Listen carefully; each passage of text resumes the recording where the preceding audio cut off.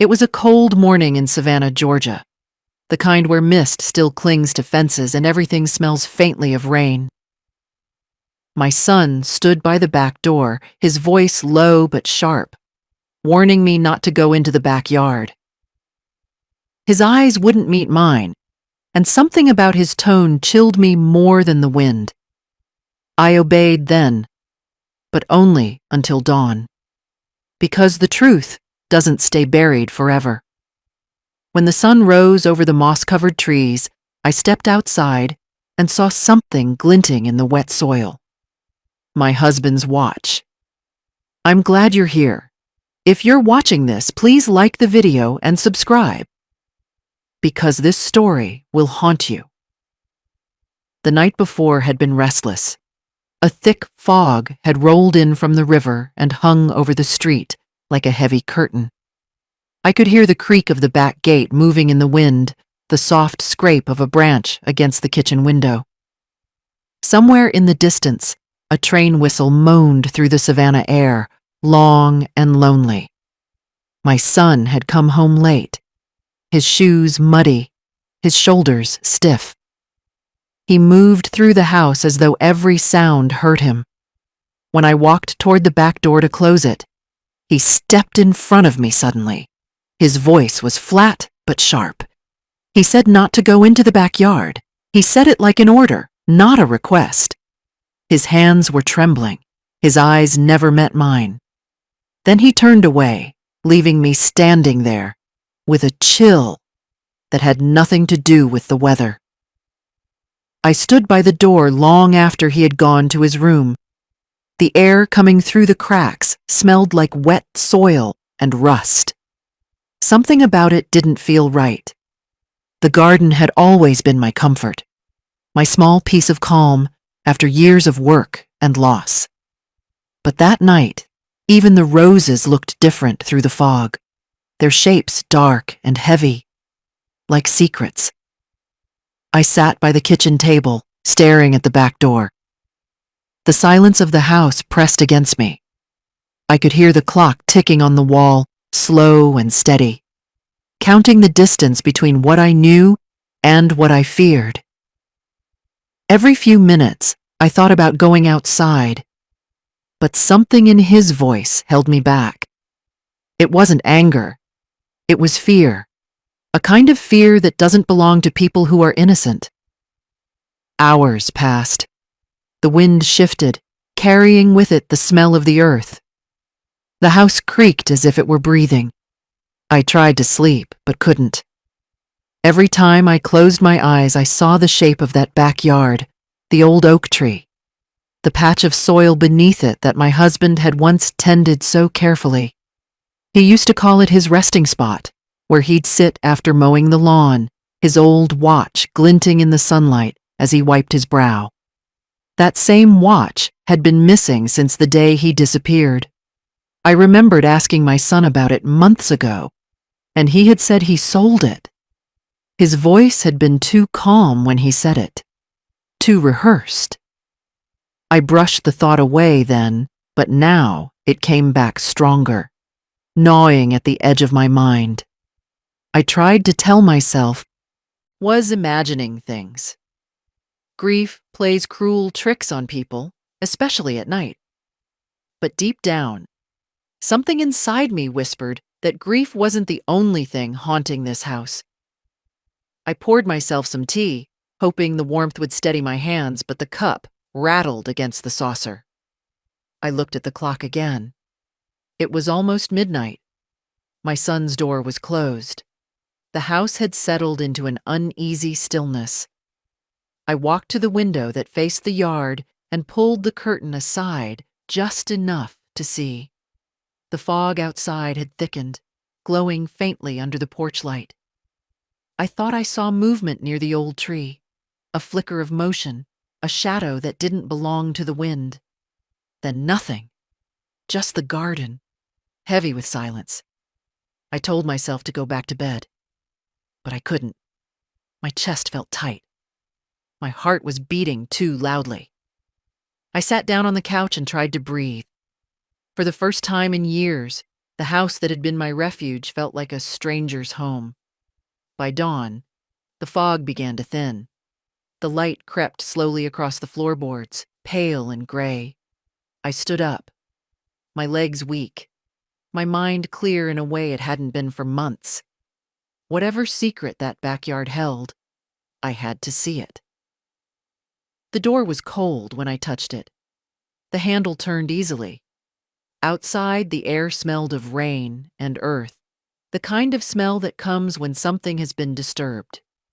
The grass was wet beneath my feet, and the soil looked darker than usual, freshly turned.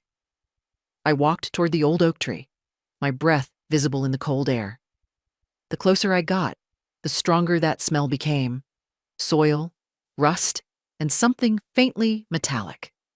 Then I saw it, a small glint, half hidden under the loose dirt near the roots. I bent down slowly, my knees aching, my fingers trembling as I brushed the soil away. There it was, my husband's watch, the same one I had seen on his wrist for decades, the engraving on the back still faintly visible through the grime. To Henry, always, Maria. The world seemed to tilt. My breath caught in my throat. I stared at it for what felt like forever, unable to move. The air around me went still. It wasn't just a watch. It was a message. It was a confession the earth could no longer keep. And in that moment, I knew my husband hadn't walked away. He had never left this house. I stood there under the fading fog, the watch cold in my hand, the garden silent but heavy with truth. Everything I believed about my family, my life, and my love began to crumble quietly inside me. The sun broke through the clouds then, thin and weak, its first light landing directly on that patch of ground. It was as if the world itself wanted me to see what I wasn't supposed to find. And I realized something I will never forget. Secrets don't die. They wait. They wait under soil, under silence, under guilt, until the day someone like me decides to dig with their heart instead of their hands. That morning, I didn't cry. I didn't scream. I just stood there, holding that watch, listening to the earth breathe, because the truth had finally surfaced. And it had my husband's name on it. Before the silence, before the warning, before the fear, there was life. A small, simple life that felt whole. Our home in Savannah wasn't grand or new, but it was filled with things that mattered. Laughter, music, the smell of coffee, and the hum of family. I remember the creak of the front porch in the evenings when my husband would sit outside after work, watching the sun sink behind the old oak trees. The air would smell of honeysuckle and rain. The sound of his laughter used to fill every room like sunlight. He was a gentle man, steady as the tide, quiet but present. He loved fixing things, even things that weren't broken. He said, keeping your hands busy kept your heart from growing old. His favorite thing in the world was that old wristwatch. Gold-plated, scratched on the side, always a little too loose on his wrist. I gave it to him the year our son was born. It wasn't expensive, but it meant something. I remember engraving the words myself. To Henry. Always. Maria. He wore it every day after that, even when it stopped ticking. Our son grew up in that house surrounded by warmth. He was our pride. Clever, ambitious, the kind of boy teachers praised and neighbors admired. His father adored him. Every Saturday, they would work together in the backyard, repairing old chairs, trimming the hedges, planting flowers. I'd watch them from the kitchen window, my hands in soapy water, my heart full. The backyard was my husband's world. He said the soil in Savannah had memory, that if you planted something with love, it would remember who touched it. He spent hours tending to the garden, talking to the plants as if they were old friends. Sometimes I joined him, though I never had his patience. He'd laugh and say I planted with hurry, not with hope. I miss that sound. Years passed quietly. The boy became a man, and life moved faster than I expected. My husband retired from his job at the shipyard, content to spend his days reading newspapers and fixing the garden gate over and over. Our son went off to college, then came back with bigger dreams and smaller time for us. I didn't blame him. Youth has places to go, while age waits by the window. But there were still good days. Sundays at the dining table, soft music from the radio, the smell of my husband's pipe in the evening air. We weren't rich, but we were content. The kind of contentment that doesn't need to be spoken aloud. Then one spring morning, everything began to change. My husband left for a walk and never came back. At first, it didn't seem strange. He often took long walks near the river. But that day stretched into night, and then into days. The police searched. Neighbors helped. But nothing came of it. They said maybe he wandered off. Maybe he lost his way. Maybe he didn't want to be found. But I knew him. I knew every rhythm of his life. He wouldn't just vanish. He wouldn't leave without a word, without his pipe, without his watch.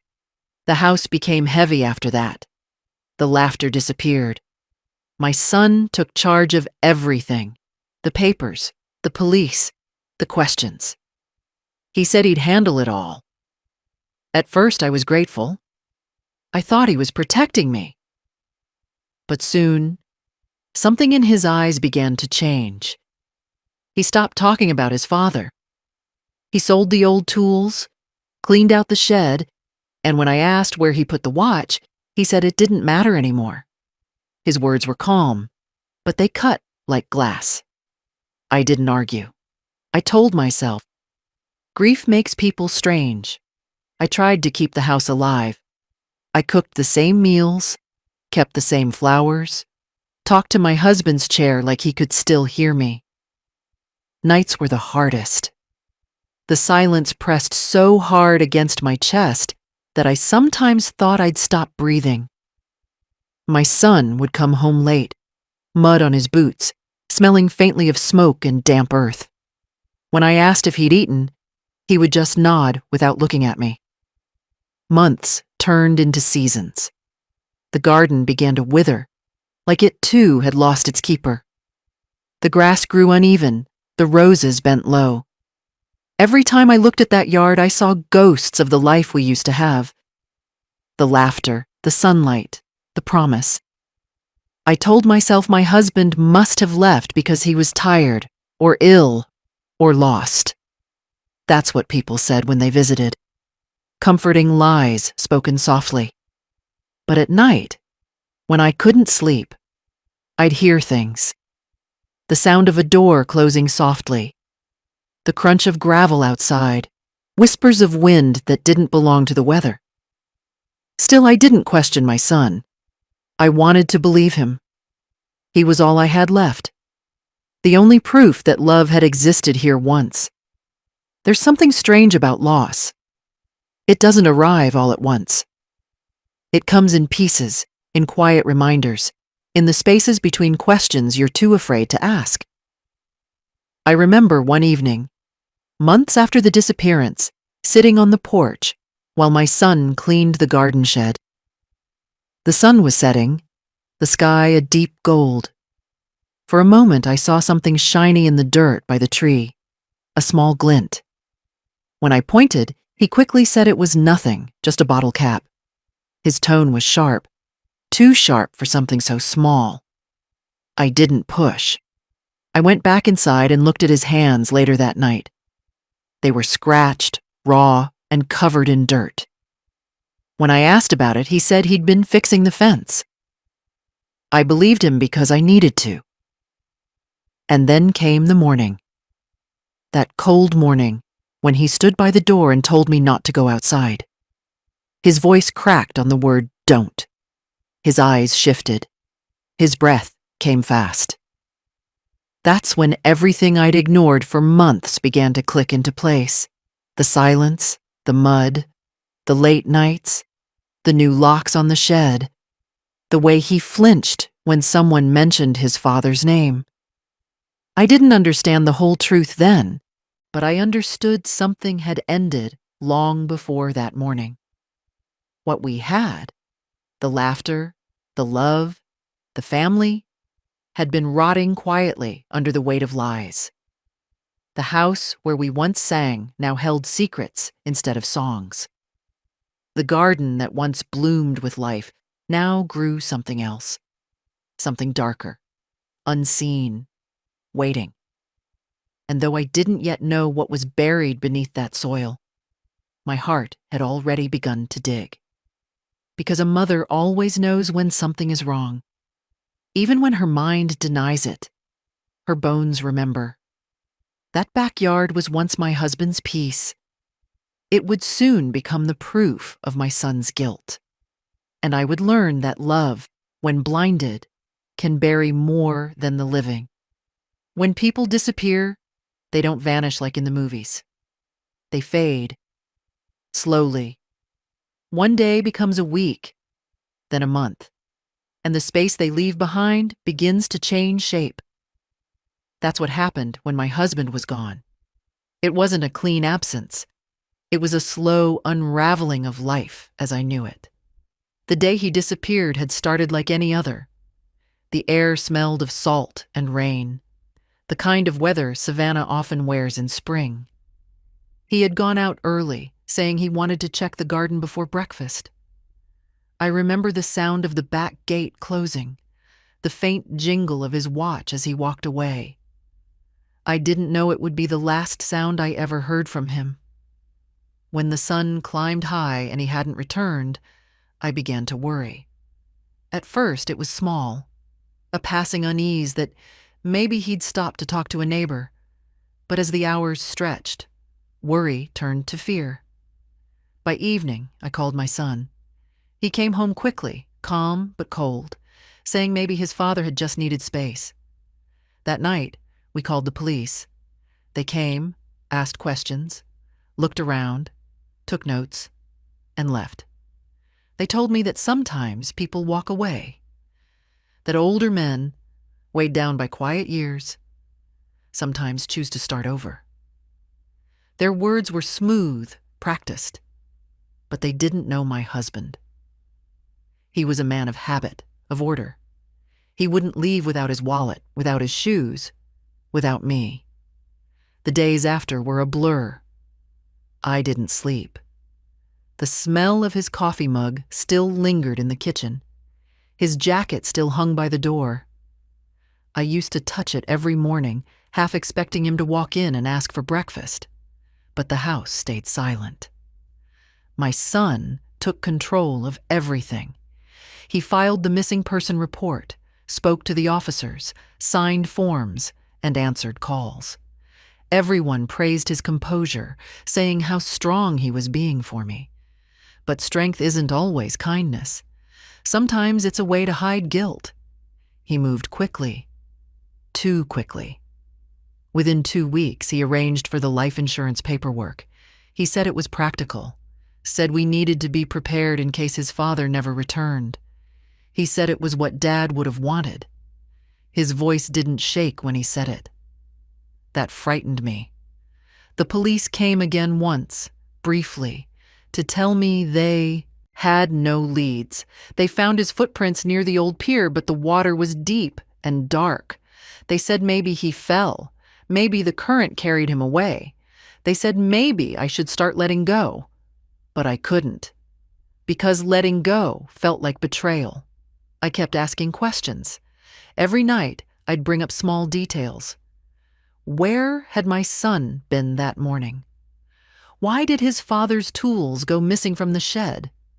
Why was the garden always freshly dug lately? Each time, my son would frown, tell me I was imagining things, that grief was making me paranoid. Maybe he was right.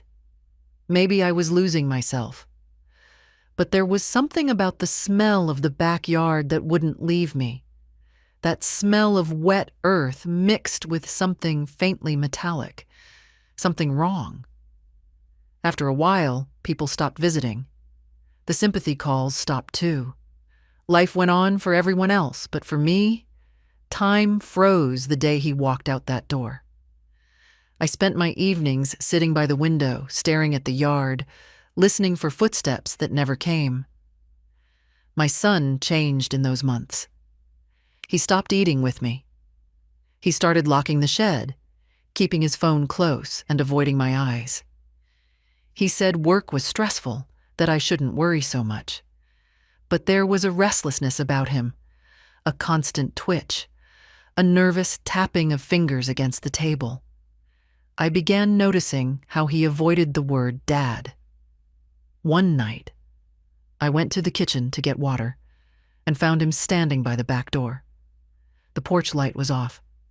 The outline of his body looked strange, stiff, guarded. He turned sharply when he saw me, muttered something, and went to his room.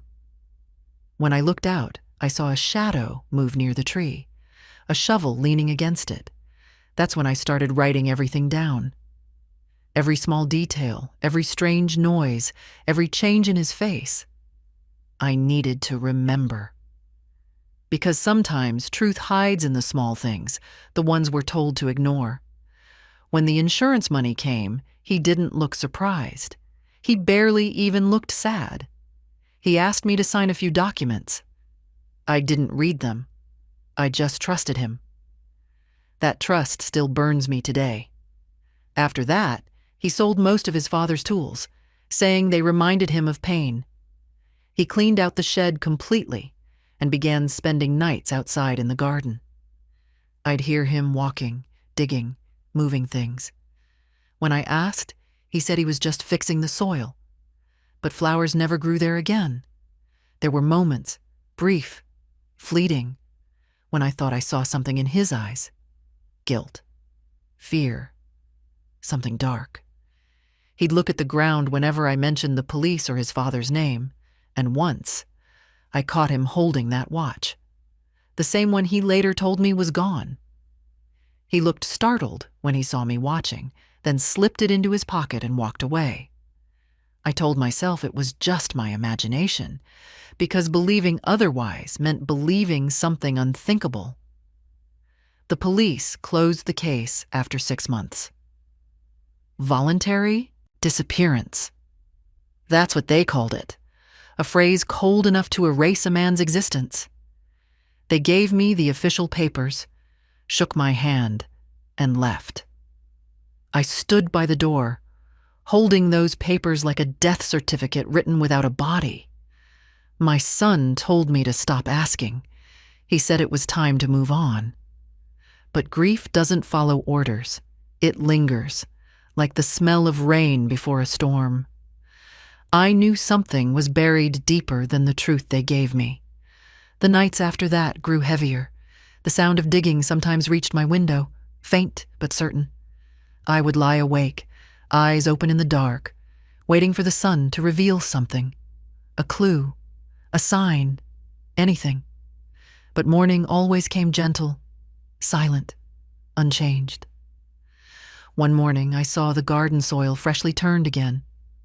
I thought maybe he was planting something. But weeks passed and nothing grew there.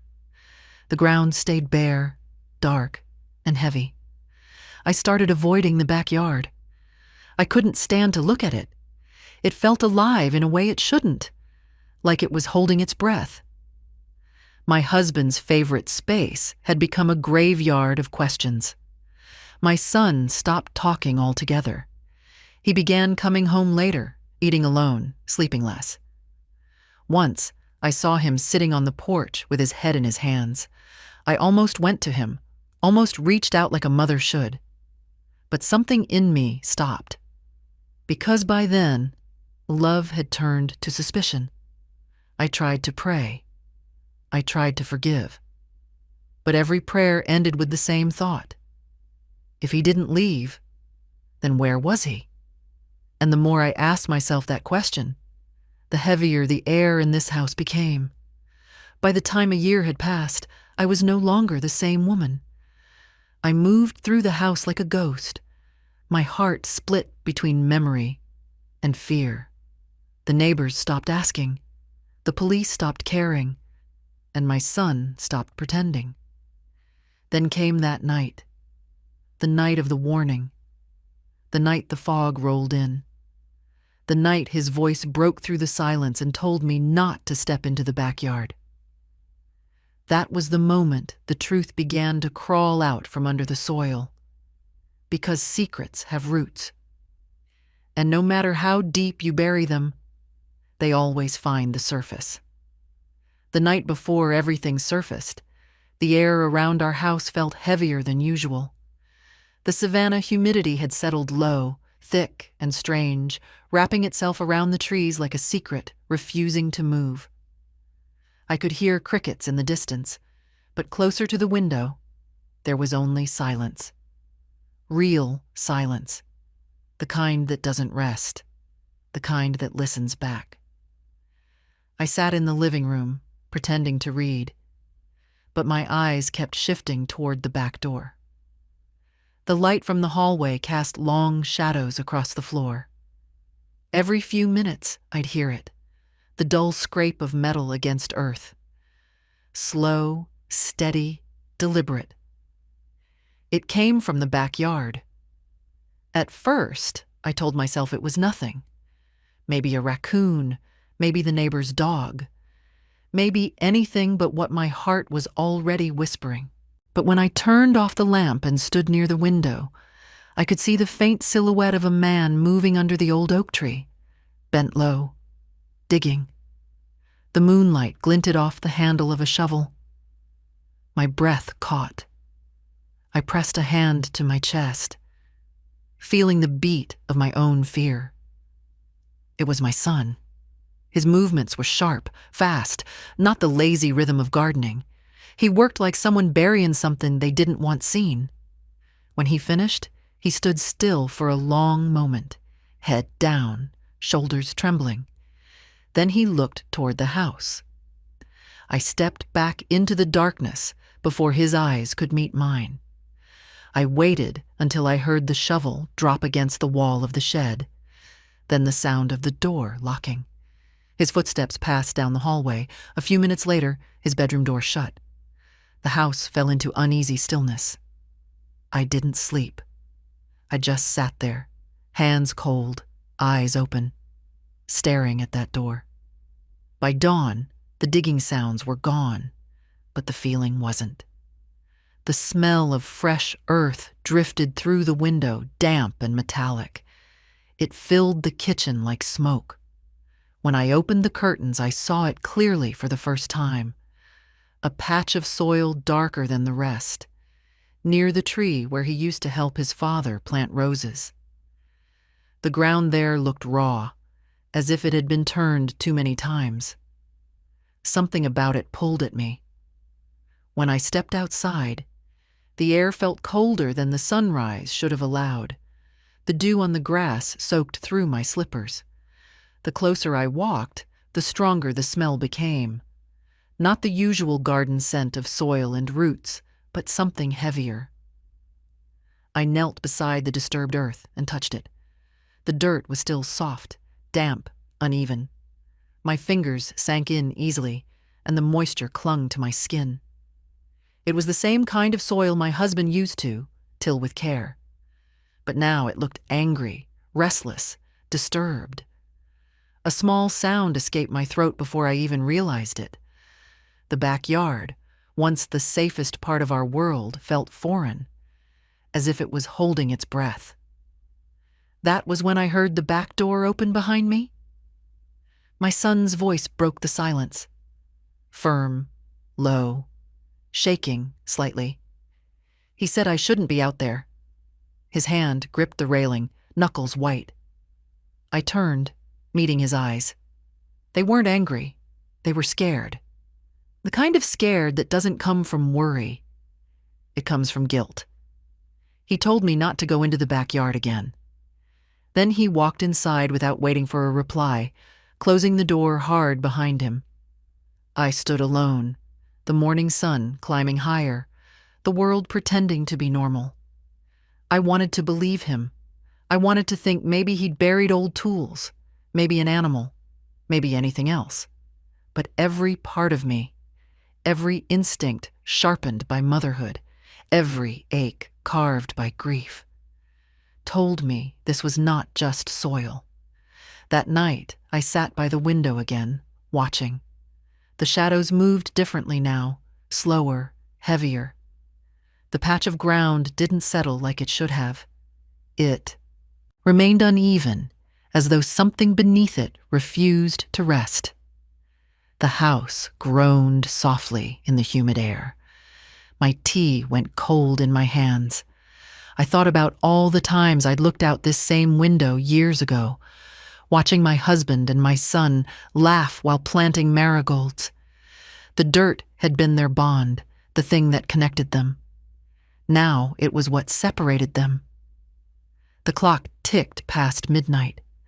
I saw a faint light flicker in the shed. My son was inside again, moving, maybe rearranging things, maybe hiding something. My heart pounded. I should have gone back to bed, but I didn't. I couldn't. Because something about the earth outside was calling me, not in words, not in sound, but in feeling. A pull that said, "Look closer. Remember what you've lost." The next morning, I decided I couldn't wait any longer. I needed to know. I waited until he left for work. The house was quiet. The only sound was the hum of the refrigerator and the whisper of the curtains brushing the windowsill. I walked to the back door slowly, as if every step mattered. The light was softer that morning, hazy and pale, painting the yard in silver gray. I could smell the faint sweetness of the roses that still clung to life along the fence. They were the same ones my husband had planted years ago, stubborn, beautiful, and impossible to kill. The rest of the garden looked tired. The soil near the oak tree, though, still looked freshly broken. I picked up the small hand rake from the porch and walked toward it. The air thickened with every step. My pulse thudded in my ears. When I reached the spot, I knelt and began brushing the top layer of soil gently, like touching a wound. The first few strokes revealed nothing, just damp earth and roots. Then I saw something small glint under the sunlight. At first I thought it was glass, but as I brushed away more dirt, my breath caught. It was a watch. My husband's watch. The same watch that had been missing since the day he vanished. The same watch my son said was sold. The same watch I had bought him on his birthday, engraved with my own hands. It lay there in the soil, half buried, the chain twisted, the face cracked but still shining faintly. I picked it up, the mud sticking to my fingers. My chest tightened until I could barely breathe. The earth beneath me was too quiet. And I knew, without anyone needing to tell me, that this wasn't a coincidence. This wasn't just misplaced. Something terrible had happened here. I stood up slowly, the watch cold in my palm, my knees shaking. The air around me seemed to shrink. The trees swayed slightly, though there was no wind. The birds had gone silent. I looked at the patch of dirt again. It wasn't just turned. It was pressed down unevenly, as if someone had walked over it again and again, trying to smooth it. That's when I saw it. Near the roots of the tree, a small piece of fabric sticking out, faded, stained, torn. It looked like part of a shirt. My husband's favorite color. Pale blue. My body felt numb. I wanted to scream, but no sound came out. I crouched again, brushed the soil away slowly, trembling. A piece of leather appeared next, cracked and aged, the strap of his old belt. Everything inside me broke quietly at once. The man I loved. The man I had mourned.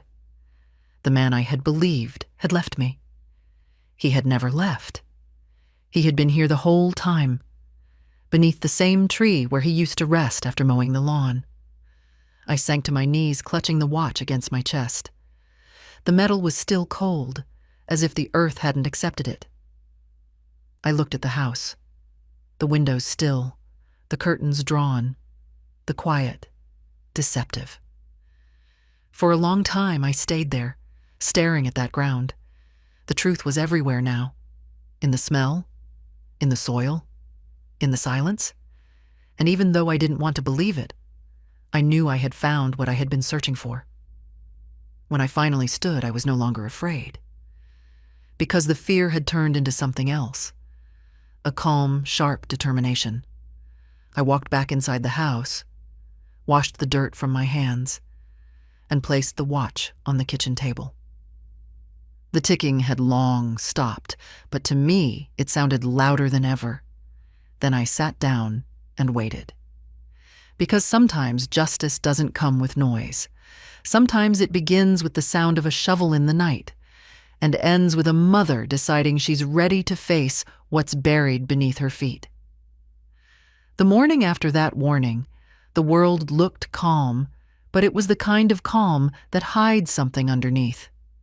The fog still clung to the grass, and the air smelled like metal and wet leaves. I had barely slept. Every sound in the house, the groan of the floorboards, the hum of the fridge, the distant bark of a dog, felt sharper, louder. My body was tired, but my mind wouldn't stop. I stood at the kitchen window staring out at the backyard. The soil by the old oak tree still looked dark, damp, uneven. The same patch my son told me not to touch. The same place where the earth seemed to breathe differently. He had already left for work. His car had pulled out of the driveway an hour ago, its tires crunching over the gravel, leaving behind the same silence he always did. I waited another 30 minutes before I moved. Every tick of the wall clock echoed through the house like a countdown. I filled a small thermos with tea, not because I planned to drink it, but because it gave my hands something to do. I slipped on my shoes, stepped toward the back door, and paused. The metal handle felt cold. For a second, I thought about turning back, about pretending I had never seen the soil, never heard the shovel, never smelled the earth. But truth doesn't stay hidden just because we close our eyes. The moment I opened the door, the air outside hit me like a weight. It was thick, heavy, still carrying the dampness of dawn. The birds weren't singing yet. Even the wind was quiet. I walked slowly, each step pressing soft imprints into the wet grass. My breath came in clouds that hung around me like ghosts. The closer I got to the tree, the stronger the smell became. That faint metallic scent again, the one that didn't belong in gardens. When I reached the spot, I knelt down, my knees sinking into the damp soil. I brushed the surface with my fingers, careful, almost afraid. The dirt was still loose. My fingertips came up brown and wet. I dug a little deeper, just enough to disturb what rested below. Then I saw it, the glint. It was faint at first, like a trick of the light. But as I brushed away more of the dirt, it caught the sun in a way that made my stomach twist. A watch, my husband's watch. The same watch he wore every single day of his life. The one I had bought him when our son was born. The one engraved with my words. To Henry, always, Maria. The chain was half buried in the mud, the glass face cracked, the hands frozen at 11:42. For a moment, I couldn't move. I just stared. My heartbeat grew louder, faster, until it drowned out everything else. The world seemed to tilt around me. I picked it up slowly, the metal cold and slick with dirt. The weight of it felt wrong, heavier than I remembered, as if it had absorbed the years it had been missing. The mud clung to the engraving, but I could still trace the letters with my thumb. I tried to breathe, but my chest refused. That watch was supposed to be gone. My son had told me he sold it, that his father didn't want to keep old things around. But here it was, in the ground, half hidden beneath the soil my husband loved. I looked at the tree. The same tree where my husband used to rest after mowing the lawn. He'd sit under it with a bottle of lemonade, call me out to look at the sky, tell me to take a break. The roots spread wide beneath it, deep and strong. But now those roots had grown around a lie. Something inside me shifted. A slow, deep realization that nothing was as I'd believed. I kept looking, brushing aside more earth, afraid and desperate all at once. That was when I saw the second thing, a piece of fabric, pale, faded, torn, but unmistakable. The same blue from my husband's favorite shirt, the one he wore the day he disappeared. It was just a corner of cloth sticking out, frayed and stained. But it was enough. My vision blurred. The edges of the world softened. I wanted to believe it wasn't real, that grief was playing tricks on me. But when I touched the cloth, my fingers came away cold. I sat back hard, my body shaking. I could hear my own pulse in my ears. The backyard spun slowly around me. I clutched the watch to my chest, the metal pressing against my heart like punishment. He hadn't walked away. He hadn't left me.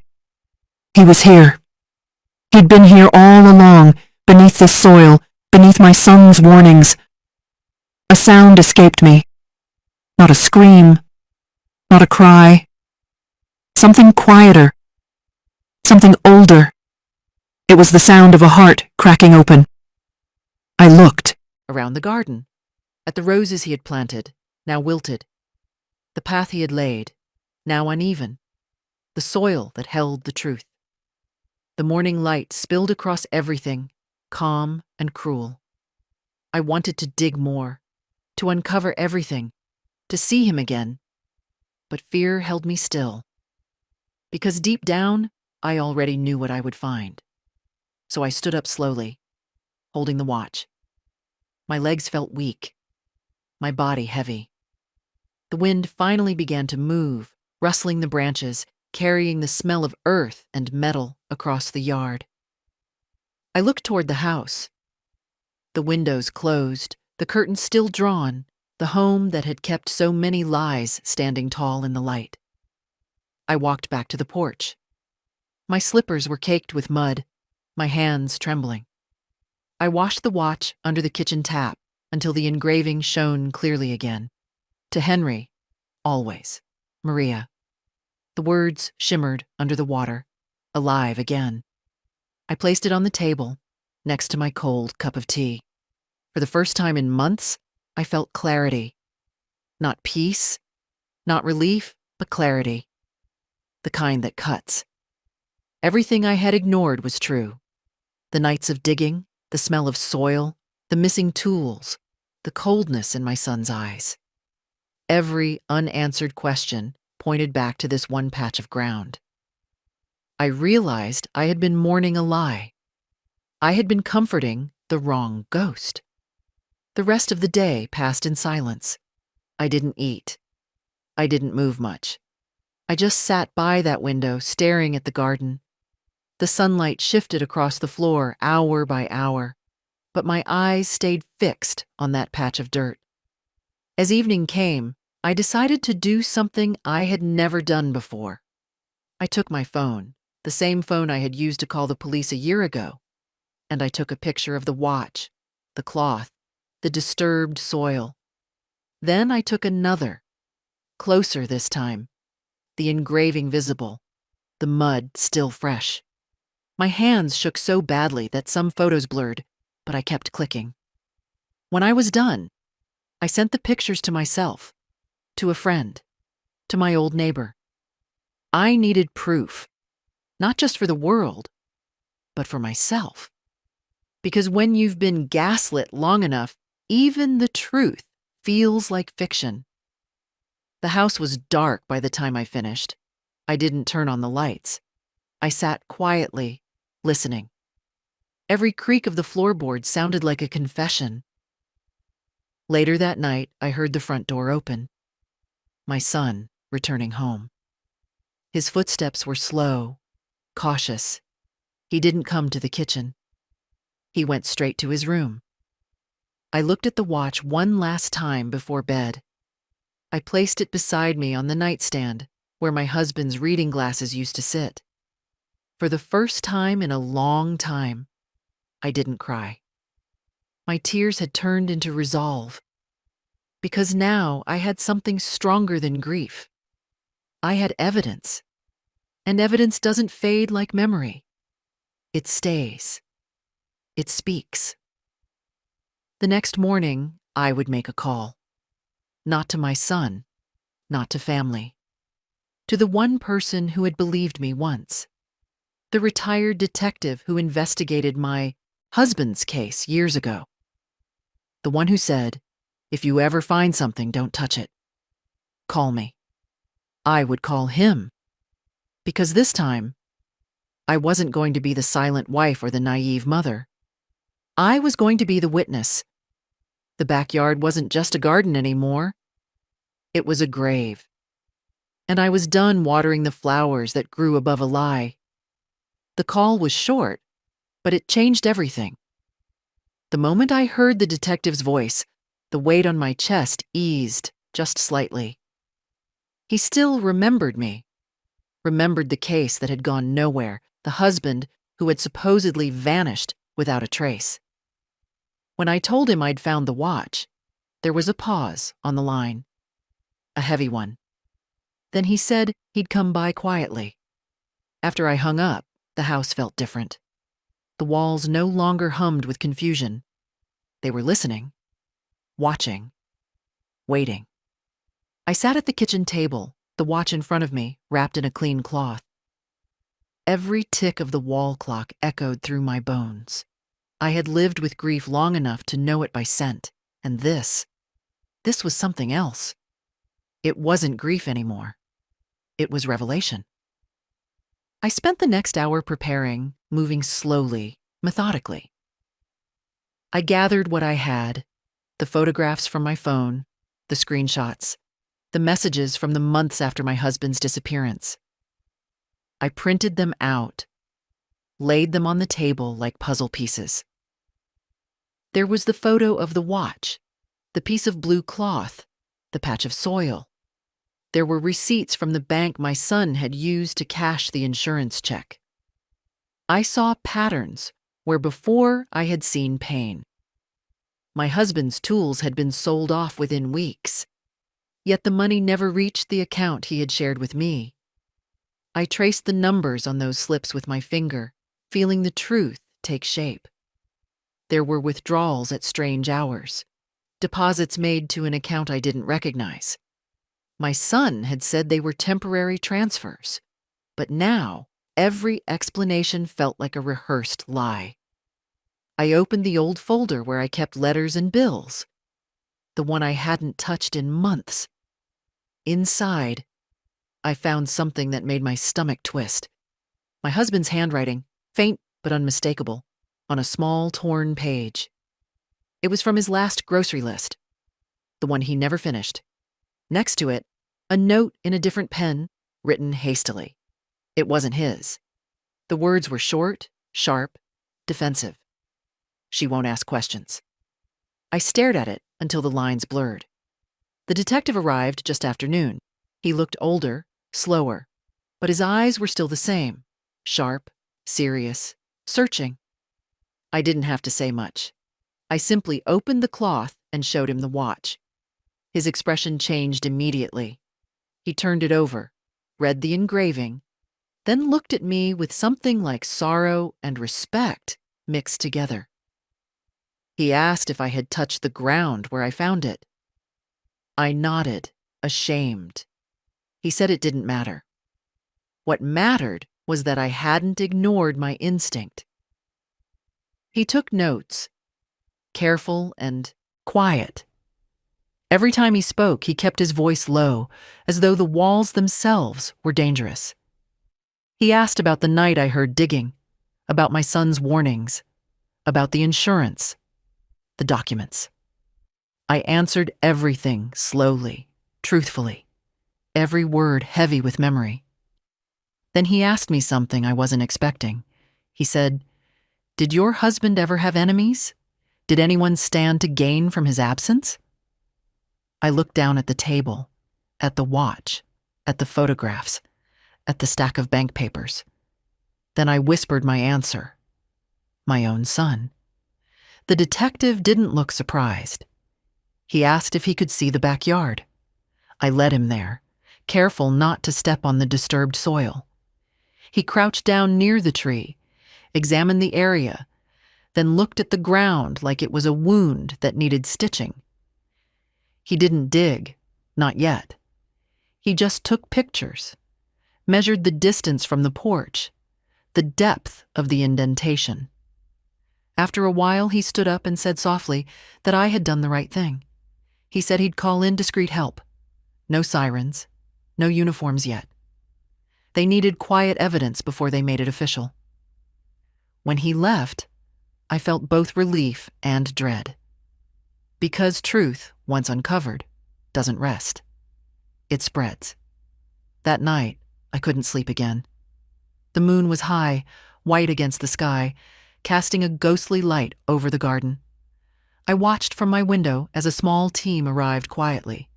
2 men, 1 woman, all in plain clothes. They carried small tools, cameras, bags. They worked carefully, respectfully, like people handling a fragile truth. The first layer of soil came off softly, revealing roots and stones. Then deeper, darker soil, wetter, heavier. I couldn't see everything, but I could hear their low voices. I saw one of them stop suddenly, motion for the others to come closer. A flash of metal under the flashlight beam. Then, silence. One of them looked back toward the house, and I knew. They didn't say it aloud, but I knew. They found him. The detective came back inside a few minutes later. He didn't need to explain. His eyes carried the weight of what the earth had confessed. He said they would confirm everything properly. Dental records, reports, the whole process. But deep down, I didn't need confirmation. The backyard had spoken. He also said something else, something that broke me and saved me at once. He said the injuries didn't look accidental. The next few days were a blur of questions, statements, signatures. I told the police everything. Every sound, every suspicion, every warning. I gave them my photos, my records, even my journal where I had written. The nights I heard the shovel, they told me I had been right to document it. That small habit of self-doubt had become my proof. When they questioned my son, he denied everything. He said his father left after an argument, that I was old and confused, that grief had twisted my memory. He played calm, practiced. But when they showed him the watch, the blue cloth, the bank records, his face changed. Denial turned to stammering. Stammering turned to silence. And silence, when it breaks, always spills everything. He confessed that night. Not loudly. Not even to the police at first. He came home late, pale and shaking, and sat at the kitchen table where the watch had been. His eyes were hollow. He said it had been an accident. A fight that went wrong. He said he panicked, that he didn't mean to hurt him. He said he buried him because he didn't want to lose me, too. But what he didn't understand was that I was already lost the moment he covered that soil. I didn't scream. I didn't curse him. I just listened. The words poured out of him like water breaking through a dam. When he finished, he said he was sorry. I said nothing, because sorry doesn't fill graves. The next morning, the police came again. They took him away quietly. No handcuffs in front of me. The detective made sure of that.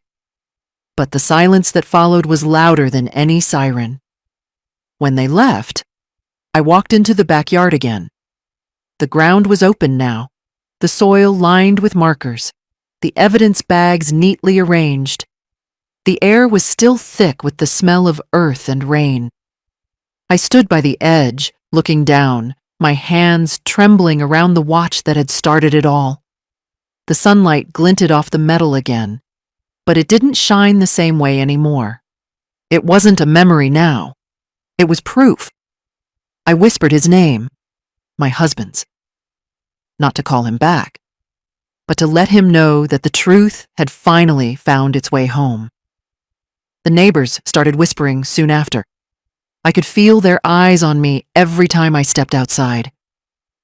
Some pitied me, some judged, but I didn't care. They hadn't seen what I had. They hadn't felt the air change when the truth rose from the ground.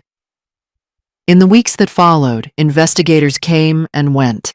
Papers were signed, reports were written, the garden was cordoned off, then released. The soil was replaced, the grass reseeded. But it never looked the same again. It never would.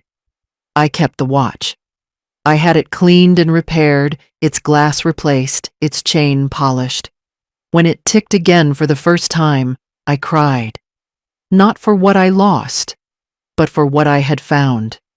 Because finding the truth, even when it destroys you, is still finding. And I had spent too many years living without answers.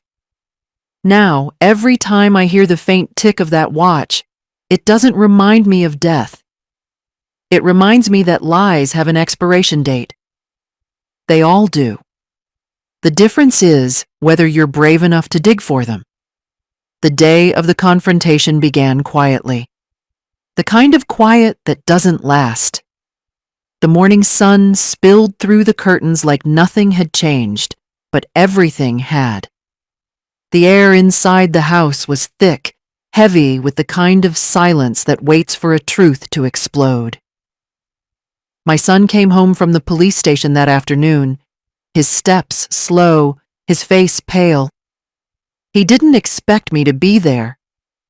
Sitting at the kitchen table, the watch glinting faintly in front of me. For a long time, neither of us spoke. The refrigerator hummed softly. A clock ticked in the corner. He looked smaller that day, not because of his body, but because the weight of guilt had begun to shrink his soul. He tried to smile, but it was weak, trembling. His eyes darted to the watch, then to me, then back again. I didn't ask him where he had been. I already knew. He sat across from me, the chair creaking beneath him. He ran a hand through his hair and tried to steady his breathing. His lips parted, but no words came out. For a long time, we sat there, the silence between us thicker than blood. Then I asked one question, the one I had been holding for days. Why? The word was small, barely a whisper, but it cut through the room like a blade. He flinched. His hands tightened around the edge of the table. His mouth opened, then closed again. I watched the storm build in his eyes. Fear, shame, exhaustion. The truth was crawling up his throat, desperate to escape. He said it started with an argument. His father had accused him of stealing from the family account, the same account that had been mysteriously drained after the insurance money came in. He said they shouted, that anger took over, that it wasn't supposed to go that far. He said one moment his father was yelling, and the next, he wasn't moving. The words poured out of him like poison, finally leaving the body. He told me he panicked, that he didn't know what to do, that he thought about calling me, but he couldn't face it. that every time he looked at his father's body, all he saw was the man he could never live up to. He said burying him was a mistake born from fear, but fear doesn't dig 6 feet deep. Fear doesn't plant lies and water them for months. He said he did it to protect me, so I wouldn't know, so I wouldn't live with shame. But shame was already there. It had been sitting with me every night he avoided my eyes. Every morning he warned me not to touch the garden. I listened quietly. I didn't interrupt. The words were jagged, but I let them fall. Because every confession needs silence to land on. When he finished, the air was still. He looked at me like a child again, the same eyes that once looked up at me for comfort, now searching for mercy. But mercy and forgiveness aren't the same thing. I told him, in my calmest voice, that truth doesn't protect you. It exposes you. That he couldn't bury what he had done, not under soil, not under silence. He looked down, tears sliding down his cheeks. His shoulders shook, and for the first time in years, he cried like he did when he was small. Helpless, raw, and human. The detective arrived not long after. He had given my son time to come home, to see me.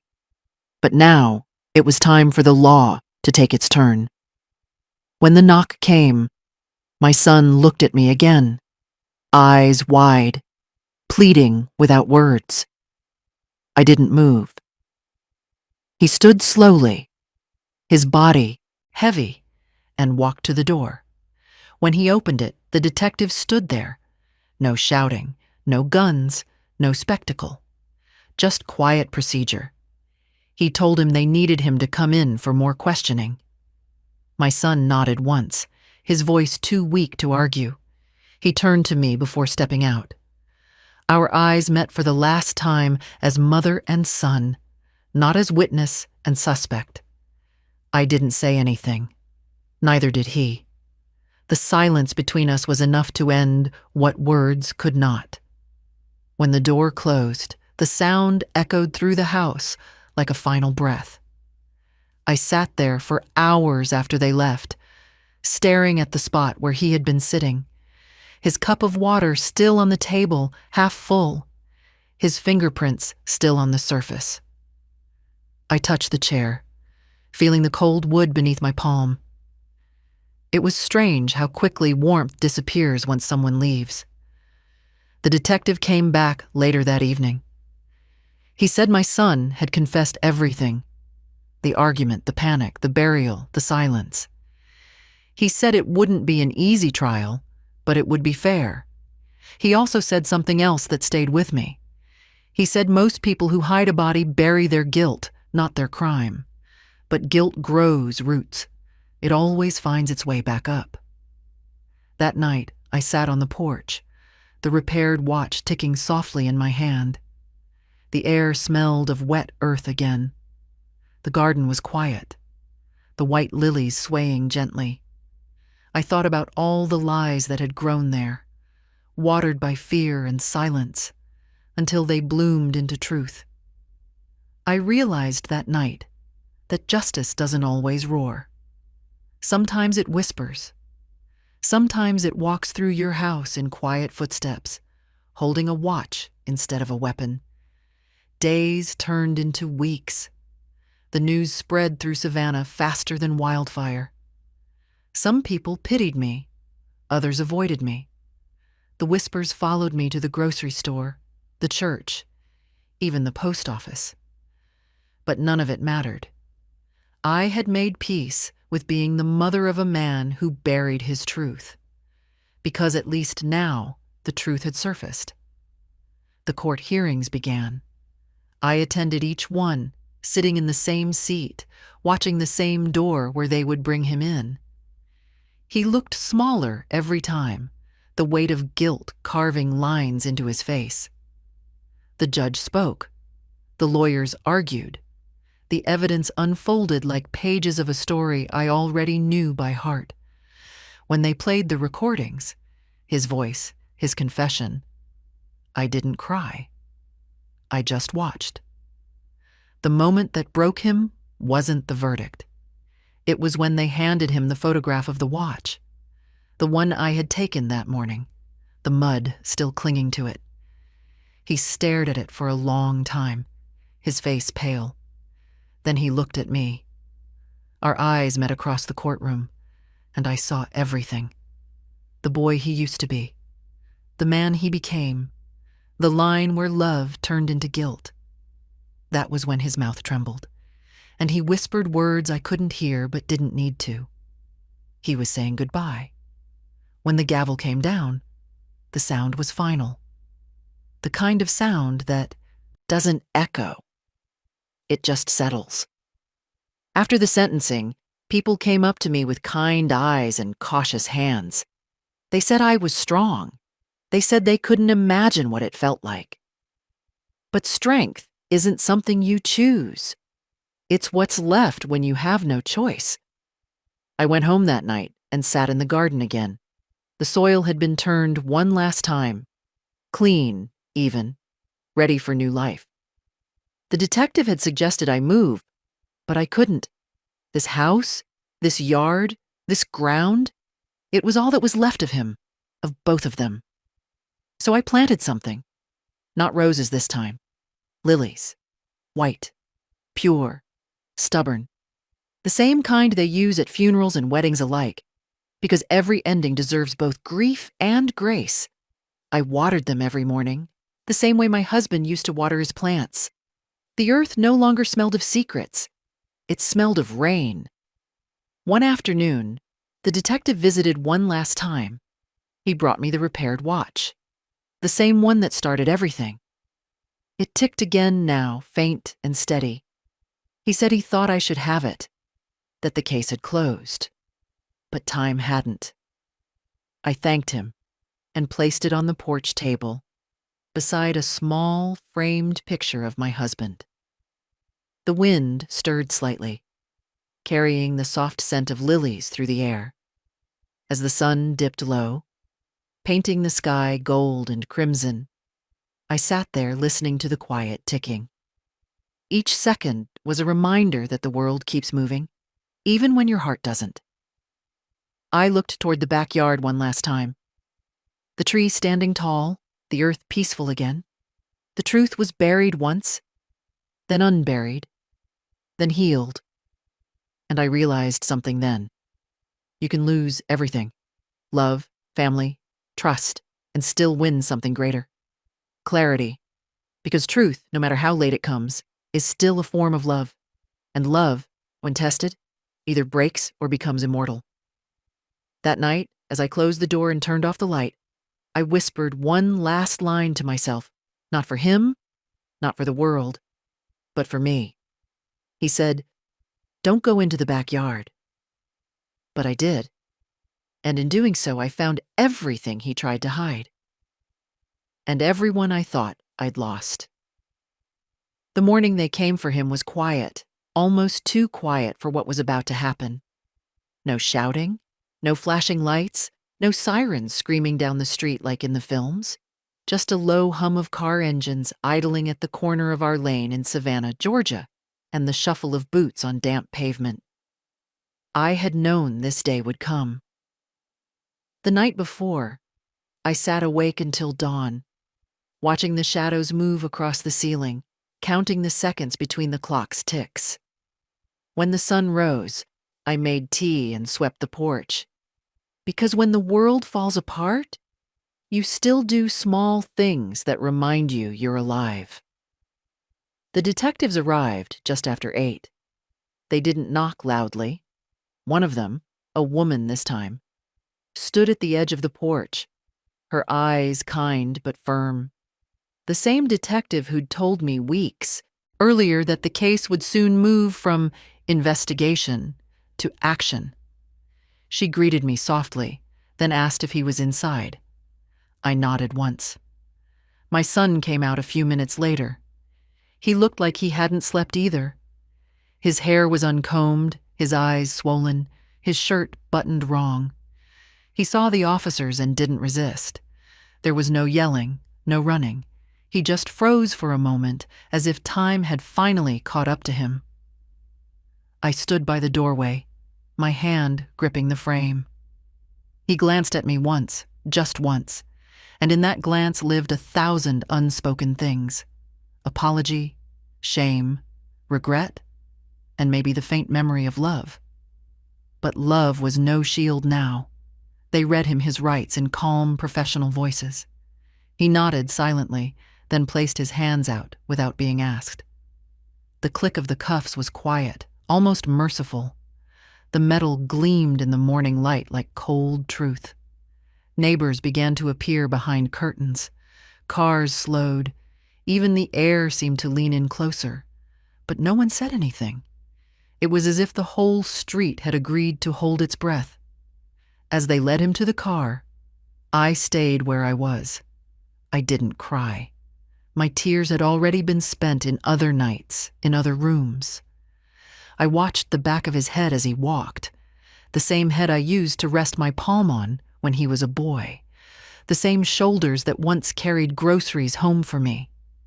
And now they carried guilt instead. When the car door closed, the sound echoed through the street like a soft full stop. The engines started, the cars rolled away, and within seconds, the world returned to ordinary noises: birds, footsteps, wind. But nothing about that day was ordinary. I went back inside. The house felt lighter, though emptier. The chair he used to sit in was still pulled out, his cup still on the counter, a jacket slung over the armrest, smelling faintly of detergent and lies. I folded it carefully and placed it in a box, not as evidence, not as forgiveness, just to clear the space where ghosts like to sit. The detective stayed behind for paperwork. She spoke gently, explaining that there would be court dates, hearings, follow-ups. I nodded through it all, hearing but not listening. My eyes kept drifting toward the backyard. Through the window, I could see the white lilies swaying in the breeze above the ground where truth had been found. When she finally left, I locked the door, sat at the table, and let silence wrap around me. For hours, I didn't move. I thought of my husband, his laugh, his patience, the way he used to check his watch every evening before coming in for dinner. That same watch now rested on the table beside me, ticking faintly. The sound was rhythmic, steady, unforgiving.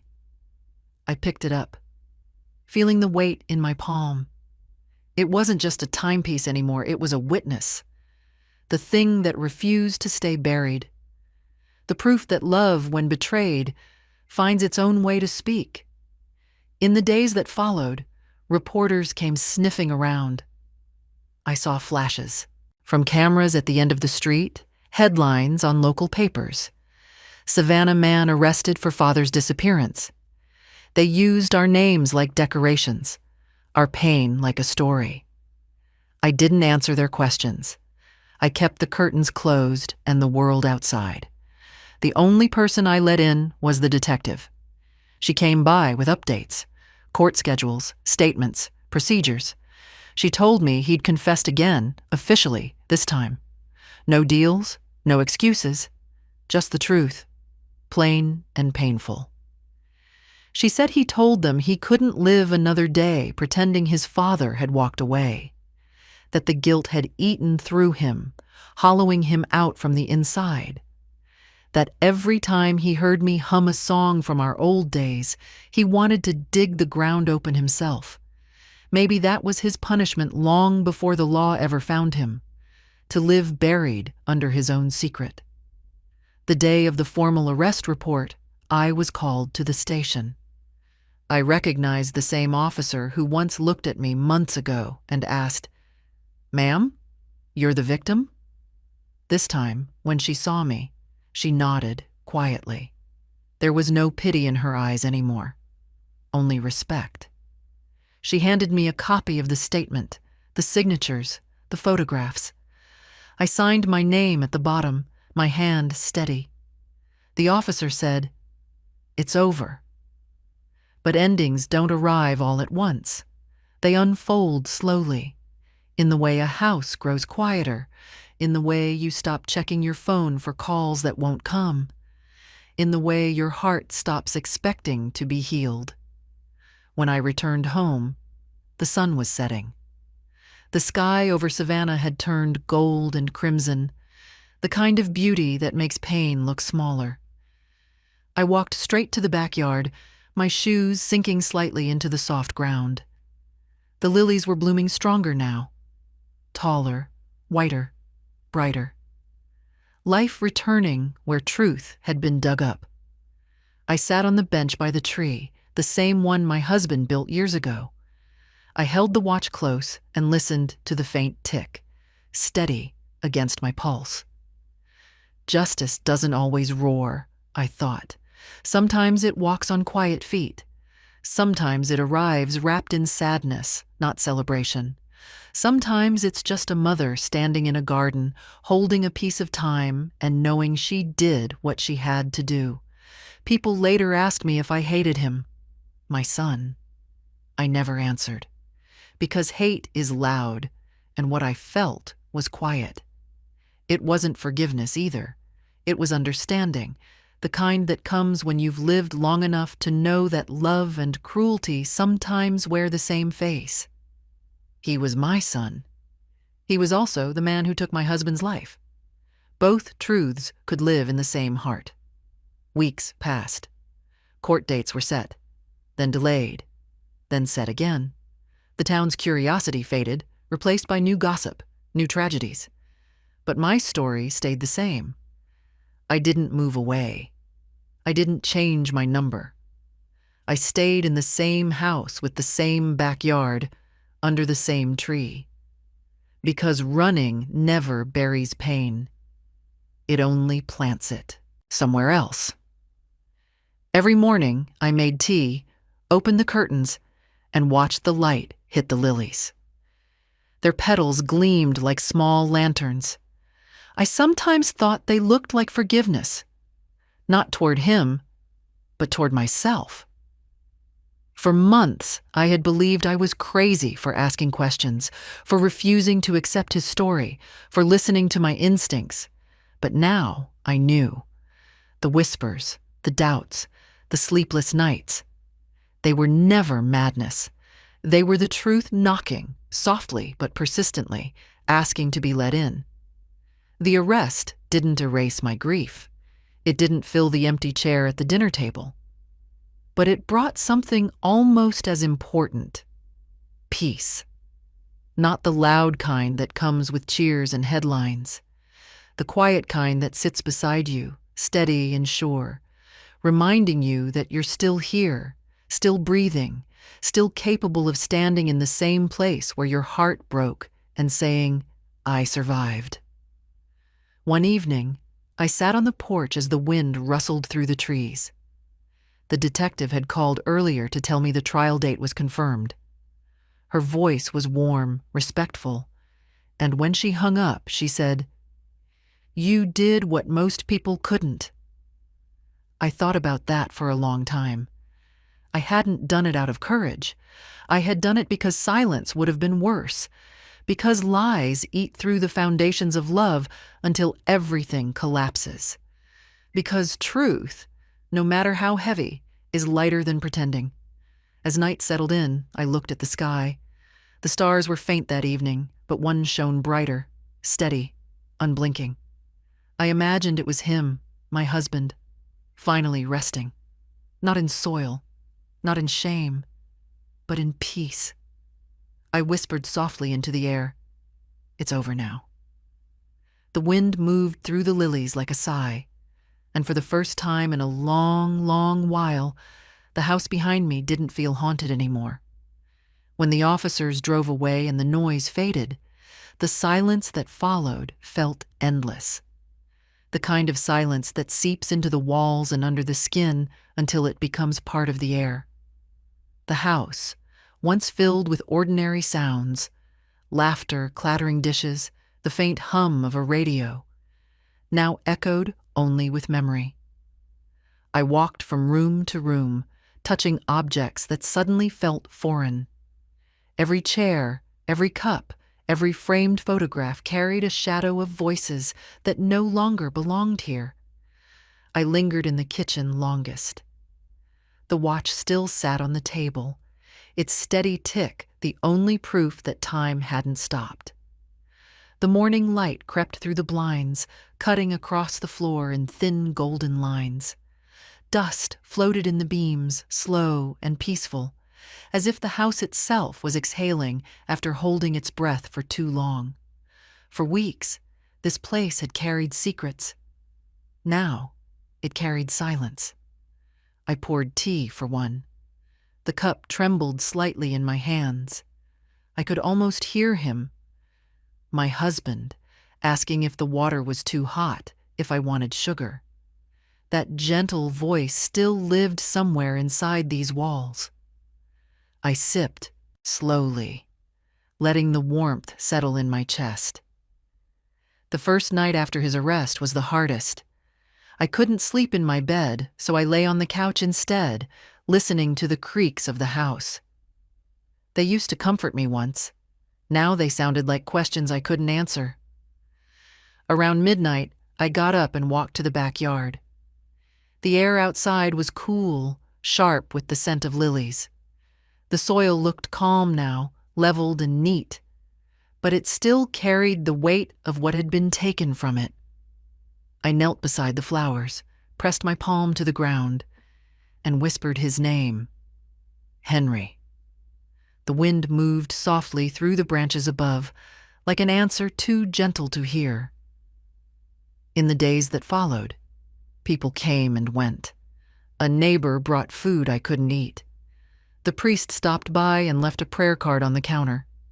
The detective checked in once, making sure I was coping. Everyone spoke in low, careful tones, as if the wrong word might shatter me. But I wasn't fragile anymore, just hollow. I cleaned the house slowly, one room each day. I folded his clothes and placed them in boxes. I dusted the framed photo from our wedding day. Savannah's old church behind us, the sky bright and endless.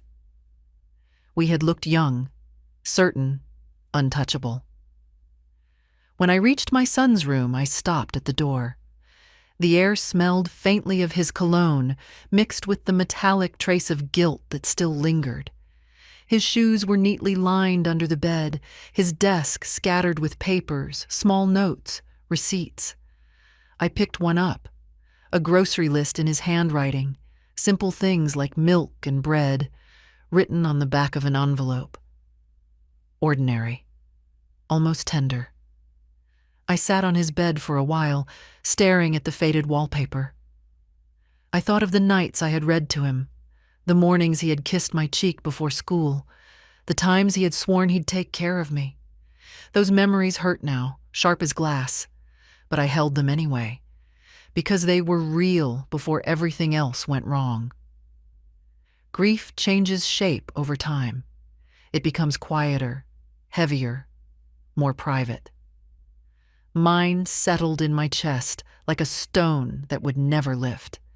But beneath that stone, something else had begun to grow. Strength. I started writing again, just small notes at first, memories, thoughts, recipes my husband used to love. Words have a way of healing things silence can't. Each night, I wrote by the window with a candle burning beside me. The flame flickered gently, lighting the pages where I finally began to forgive myself. Not him, myself. For all the times I believed his excuses, for the nights I heard the digging and told myself it was nothing, for the mornings I doubted my own mind. Forgiveness isn't about letting others go. It's about unchaining your own heart. Weeks turned into months. The trial ended quietly. The newspapers lost interest. The neighbors stopped whispering. Life in Savannah carried on as it always does. The tides came in. The gulls circled the river. The tourists strolled under the moss-covered trees, and the world forgot my name. But I didn't need the world to remember. I only needed peace. I found it, slowly, in the small rhythms of solitude. The morning tea, the evening walks, the steady hum of the ceiling fan. I began volunteering twice a week at a small community kitchen near Forsyth Park. The women there didn't ask questions. They just handed me an apron and a smile. Every time I ladled soup or served bread, I thought about how hunger humbles everyone the same way. It strips away pride, leaving only need.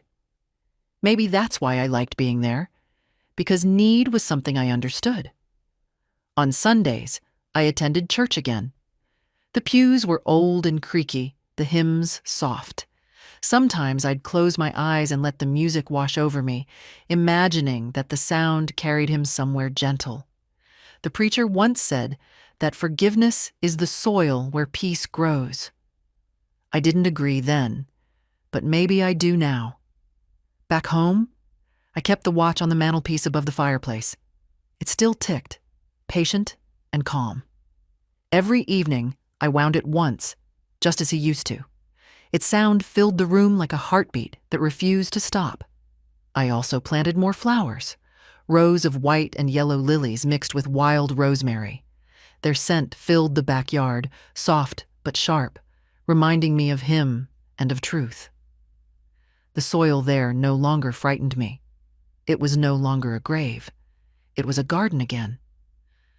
One afternoon, while trimming the plants, I found a small bird's nest nestled in the branches of the oak. 3 pale eggs rested inside. I stood there for a long time, watching them. Life, even after ruin, finds a way to return. That thought stayed with me. In the evenings, when the light fades and the sky turns the color of old copper, I sit on the porch with my tea. The city hums faintly in the distance, cars, laughter, faint music from a neighbor's radio. Everything ordinary. Everything precious. I often think about the meaning of justice now. People imagine it's a gavel striking wood or a sentence written on paper. But real justice is quieter. It's the moment you can stand in the same place where you once broke and not fall apart. It's being able to look at the world and know that even in all its cruelty, you still chose truth. Sometimes I catch myself wondering if my son thinks of me. Maybe in his cell, maybe in dreams. I wonder if he hears the echo of the shovel in the night, if he smells the earth after rain, if he remembers the lilies. I wonder if he ever realizes that love isn't about protecting lies. It's about standing beside truth, even when it burns. And yet, I don't wish him pain. Not anymore. Pain has already done its work. What I wish him now is understanding. The kind that comes too late but still matters. One evening, months later, I received a letter. It came with no return address, but I knew the handwriting immediately. The words were brief, simple, trembling. He said he'd been reading again. Books his father used to love. He said he'd started helping in the prison garden, learning to plant things, learning to grow. He said the soil calms him now, that sometimes he thinks about the lilies, that he's sorry. I read it once, twice, 3 times. Then I folded it and placed it under the watch on the mantel. Some things don't need replies. Some words are better left as prayers. The years since then have been gentle. My hair turned fully gray, my steps slower. But my mind stayed clear. People in the neighborhood started calling me Miss Maria again, the way they used to before everything happened. I baked cookies for the children next door, helped a widow down the street fill out her pension papers, watered her garden when she was away. Life, even after ruin, stitched itself back together. Not perfectly, but enough. The house no longer felt empty. It felt honest. That's a different kind of full. Sometimes, When the evenings stretch long and the world outside quiets, I sit in the backyard with the watch in my palm, listening to the faint tick. I think about the journey from fear to truth, from silence to voice. I think about how every life has two stories, the one we tell others, and the one the earth eventually reveals.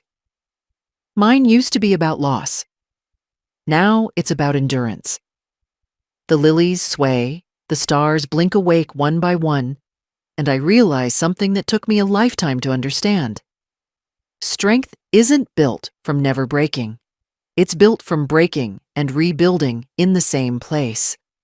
So yes, the house is emptier. But emptiness, when filled with peace, isn't loneliness. It's freedom. And as the wind moves through the garden, carrying the faint scent of flowers and soil, I whisper softly to the night. I found him. I faced the truth.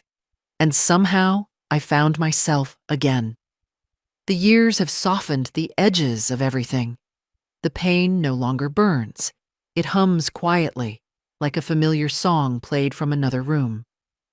Savannah has grown around me again. The same cobblestone streets, the same trees hung with silver moss, the same evening light that turns the river gold. Life, it seems, never stops. It just changes who keeps walking beside it. I sit most days on the porch now, the repaired watch ticking faintly on the table beside my tea. It has become my metronome for peace. Each second that passes feels like proof that time can move even when the heart stands still. I look at the lilies blooming in the yard, their white petals pure against the dark soil that once held secrets. And I realize that forgiveness doesn't arrive like thunder. It grows quietly, root by root. Sometimes neighbors stop to wave. They don't mention the past anymore. Perhaps they think forgetting is kindness. I don't mind. The truth no longer needs to be spoken aloud. It lives in the air here, in the rustle of the oak leaves, in the scent of rain, in the steady rhythm of life returning to normal. Inside, the house is clean, again. The photographs on the wall have been rearranged, one frame missing, yes, but the rest standing proudly. My husband's face smiles from the mantel, his eyes still bright with the patience I remember.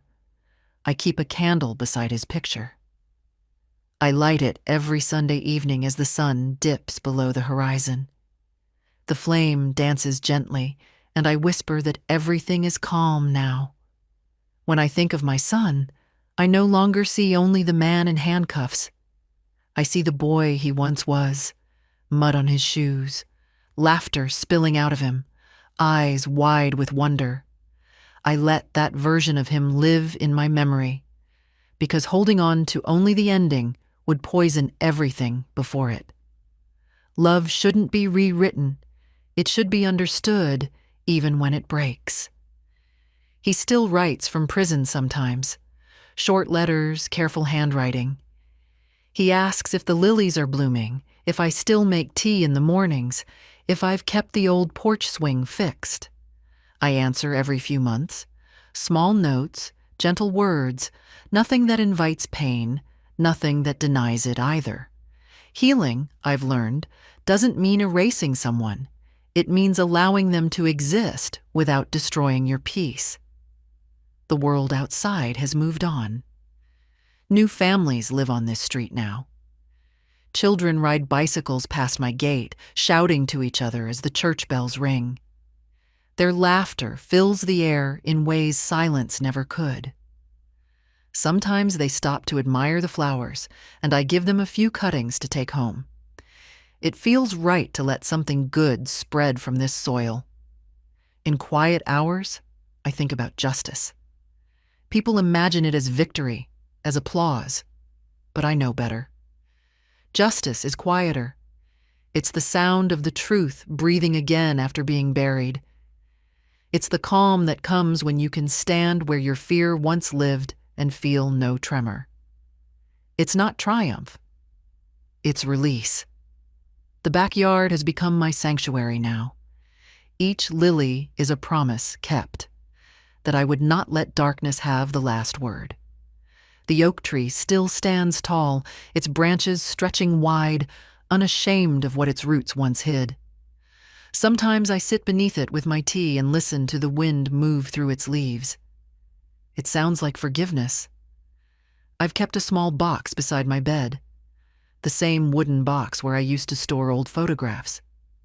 Inside it now lie the watch, a folded letter, and a pressed lily petal. They are my reminders of 3 truths. Time reveals everything. Words can heal, and beauty can grow even from grief. When storms roll through Savannah, lightning flickering over the river, I stand at the window and watch the rain soak the garden. The lilies bow, the soil darkens, and thunder rolls low across the sky. But nothing frightens me anymore. Once you've faced what's buried, no storm can shake you. The nights are gentler these days. I sleep soundly, the steady tick of the watch my lullaby.